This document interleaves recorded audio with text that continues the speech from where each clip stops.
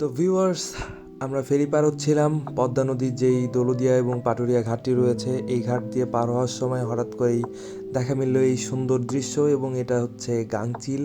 এই গাংচিলগুলো সচরাচর দেখা যায় না আমাদের এই এলাকায়। এটা দেখা যায় সেন্ট মার্টিনে যাওয়ার সময় এই গাংচিলগুলো আসে উড়ে উড়ে এবং সবাই তাদেরকে চিপস খাওয়ায়।